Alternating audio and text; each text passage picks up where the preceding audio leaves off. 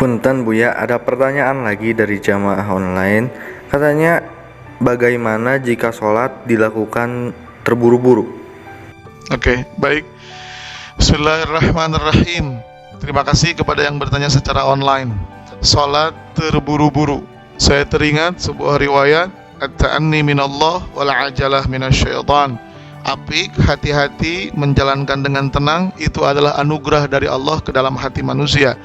Namun bila terburu-buru, bahkan dibumbui dengan kepanikan, ketahuilah bahwasanya ini adalah salah satu tipu daya syaitan ke dalam dada manusia, sehingga menimbulkan kegelisahan, rasa was-was dan keraguan-raguan.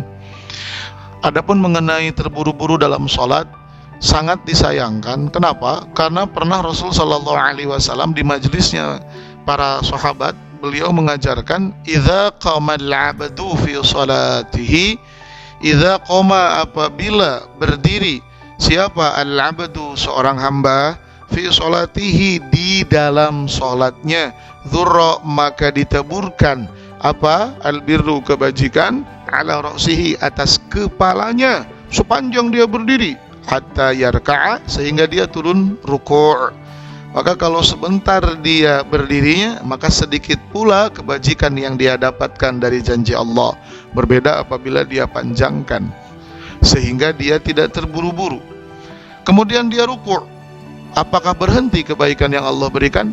Tidak, karena kata Nabi SAW, idza raka'al 'abdu, ketika ruku' seorang hamba, alathu, maka menyelimuti terhadap hamba tersebut apa? Rahmatullahi, rahmat Allah tabaraka wa ta'ala, hatta yasjuda, sehingga dia turun bersujud. Rahmat Allah, Allah selimutkan kepadanya dari ujung kaki hingga ke ujung kepala ketika dia sedang ruku'. Maka sempurnakanlah ruku', jangan terburu-buru. Ketika dia bersujud bagaimana? Berhentikah rahmat Allah? Berhentikah kebaikan dari Allah? Tidak. Kenapa? Karena ketika seorang hamba bersujud, as-sajidu yasjudu ala qadamaillahi ta'ala. As-sajidu, bahwasanya orang yang bersujud adalah yasjudu, dia bersujud ala qadamaillahi ta'ala, di hadapan Allah Ta'ala. Entah dia sholat di kota atau di kampung, di Bandung, Jakarta, atau mungkin Eropa, Afrika, Amerika, dimanapun dia sholat, maka dia sedang benar-benar menghadap Allah Subhanahu wa ta'ala. Maka kata Nabi, falyas'al wal yarghab, karena sujud adalah posisi terdekat seorang hamba dengan Allah. Ambillah kesempatan sebaik-baik kesempatan dengan silahkan meminta kepada Allah apapun, dan silahkan curhat kepada Allah dengan penuh kebahagiaan, penuh keyakinan bahwasanya Allah mendengar setiap permohonan. Makanya kalau sholat, walaupun tidak di semua sujud, setidaknya sujud terakhir panjangkan lebih dari biasanya.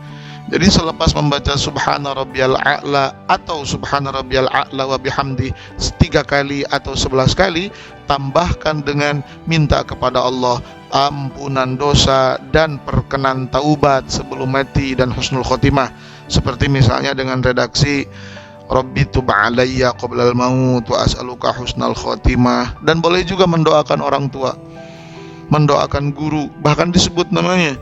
Karena ada contoh murid-murid Al-Imam Asy-Syafi'i, selepas Imam Syafi'i wafat, itu semua muridnya di dalam sholatnya, di sujud terakhirnya, itu menyebut nama gurunya dengan ucapan Rabbighfir li Syaikhi Asy-Syaikh Muhammad bin Idris Asy-Syafi'i. Ya Allah, ampunilah Syekh Muhammad bin Idris Asy-Syafi'i. Oleh karena itu, orang-orang yang terburu-buru ketika sholat, dia sebenarnya sedang membuang peluang dan kesempatan yang Allah janjikan.